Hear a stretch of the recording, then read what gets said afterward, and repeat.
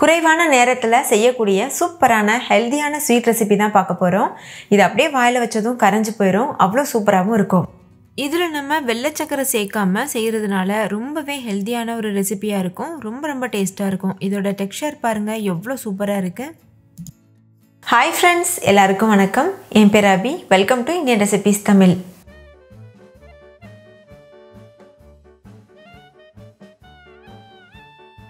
வீடியோக்குள்ளே போகிறதுக்கு முன்னாடி நம்ம சேனல் இந்தியன் ரெசிபீஸ் தமிழை சப்ஸ்கிரைப் பண்ணிக்கோங்க. கூடவே இருக்க பெல் சிம்பலையும் கிளிக் பண்ணிக்கோங்க.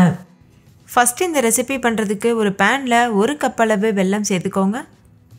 வெல்லத்தை சின்னதாக பொடிச்சிட்டு சேர்த்துக்கோங்க. அப்போ தான் நம்ம கரெக்டாக மெஷர் பண்ண முடியும். எந்த கப்பில் வெல்லம் எடுத்தீங்களோ அதே கப்பில் 1.5 கப் அளவு தண்ணி சேர்த்துக்கோங்க. இந்த ரெசிபி பண்ணுறதுக்கு நீங்கள் வீட்டில் இருக்க ஏதாவது ஒரு கப்பு வச்சு எல்லா இன்க்ரீடியண்ட்டும் அளந்துக்கோங்க. கப்பு இல்லைனா கிளாஸ் வச்சு கூட அளந்துக்கலாம். இப்போ வெல்லம் நல்லா கரைஞ்சிட்டு கொதி வந்துருச்சு பாருங்கள். இந்த ரெசிபிக்கு பாகு பதம் எதுவும் தேவையில்லை. நம்ம இதை ஜஸ்ட் கொதிக்க வச்சா போதும். ஆனால் ஸ்டவ்வை ஆஃப் பண்ணிடாதீங்க. ஸ்டவ்வை லோ ஃப்ளேம்லேயே வச்சுட்டு இதை நல்லா கலந்துக்கோங்க. இது அப்படியே லோ ஃப்ளேமில் இருக்கட்டும். இன்னொரு ஸ்டவ் ஆன் பண்ணிவிட்டு அதில் கடாய் வச்சு நம்ம கோதுமை மாவு வறுத்துக்க போகிறோம். கோதுமை மாவு வறுக்கிறதுக்கு 3/4 கப் அளவு நெய் சேர்த்துக்கோங்க. எந்த கப்பில் நம்ம மித்த எல்லா இன்க்ரீடியண்ட்டும் அளக்குறோமோ அதே கப்பில் தான் நெய்யும் அளந்துக்கணும். அதே கப்பில் ஒரு 1/2 கப் அளவுக்கு கோதுமை மாவு சேர்த்துக்கோங்க. நீங்கள் கோதுமை மாவுக்கு பதிலாக மைதா மாவு கூட யூஸ் பண்ணலாம். ஸ்டவ்வை ஹை ஃப்ளேமில் வச்சுட்டு ஒரு 30 செகண்ட் மட்டும் இதை நல்லா வறுத்துக்கோங்க. இது கொஞ்சம் கூட கட்டிப்படாமல் இது போல் கலந்துகிட்டே இருங்க. ஹை ஃப்ளேமில் வச்சு வறுக்கும்போது சீக்கிரமாகவே கலர் சேஞ்ச் ஆயிரும். ஆனால் நம்ம கைவிடாமல் வறுத்துட்டே இருக்கணும். இப்போ பாருங்கள், கோதுமை மாவோட கலர் நல்லா சேஞ்ச் ஆயிருச்சு. இப்போ இந்த ஸ்டேஜில் நம்ம ஏற்கனவே கொதிக்க வச்சிட்ருக்கோம்ல வெள்ளை தண்ணி, அதை சேர்க்கணும். அந்த தண்ணி நல்ல சூடாக இருக்கணும். கொஞ்சம் கூட சூடு குறைவாக இருக்கக்கூடாது. நல்லா கொதிக்கணும்.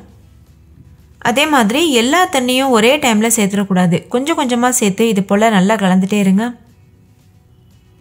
கொஞ்சம் கூட கைவிடாமல் கலந்துகிட்டே இருக்கணும், இல்லைன்னா கட்டிப்படுறதுக்கு வாய்ப்பு இருக்குது.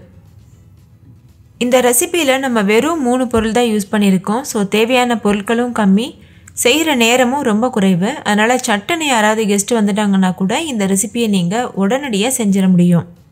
அதே மாதிரி நம்ம இதில் வெல்லம் சேர்த்து பண்ணியிருக்கோம்ல, நீங்கள் வெல்லம்க்கு பதிலாக நார்மல் வெள்ளை சக்கரை கூட யூஸ் பண்ணலாம். சேம் ரேஷியோ தான், ஒரே அளவுகளில் இது பண்ணலாம். அதே மாதிரி நான் இதில் 3/4 கப் அளவு நெய் யூஸ் பண்ணியிருக்கேன்ல. உங்களுக்கு இந்த அளவுக்கு நெய் யூஸ் பண்ண விருப்பம் இல்லைன்னா நீங்கள் 1/2 கப் நெய்யில் கூட பண்ணலாம். டேஸ்ட் மாறாது. இப்போ பாருங்கள், எல்லா தண்ணியும் சேர்த்தாச்சு. இப்போ மீடியம் ஃப்ளேமில் வச்சு இதை நல்லா கலந்துகிட்டே இருங்க. நம்ம சேர்த்துருக்க நெய்யெல்லாம் நல்லா வெளியில் வரும். அந்த ஸ்டேஜில் நம்ம ஸ்டவ் ஆஃப் பண்ணிவிட்டு சேவ் பண்ணிடலாம். இதோட கலர் டெக்ஸ்சர்லாம் பாருங்கள் எவ்வளோ சூப்பராக இருக்குது. பார்க்கும்போதே அப்படியே சாப்பிடணும் போல் இருக்குது.